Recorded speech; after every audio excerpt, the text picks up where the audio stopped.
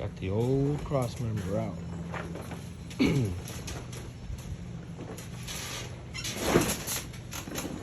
There's lips that hang off of like right there. On the bottom.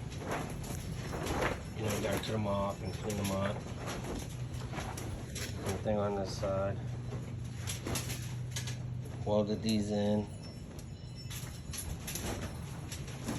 The homie accidentally took those off. So he can still punch them out if he wants and put bolts. And I just put a quick weld in there so they stay in place. And then what I always do is I always make a cross member right here. It's not something super strong, but it's just something that keeps the frame and you know, with the same measurements from the factory. I just put a little plate on both sides, and then I put this bar across.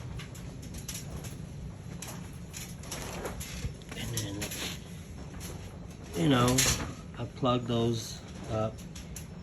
When he was cutting the rivets off with the torch, it kind of elongated those, so I just do some weld in there. This one's a little bit cleaner. I guess I can go ahead and weld this up all the way around, just so it's welded.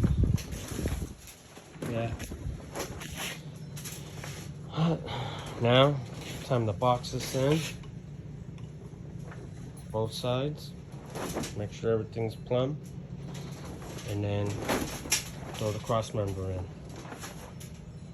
Then throw the top hats, you know, and then the front install is pretty much done. Besides taking off this cross member, I only take that off if the owner wants me to install the motor mounts and the transmission. I need the motor and the tranny, and that's in the way, so if they want me to do it, which is extra, I chop that fucker out and then do a little bit of cleanup.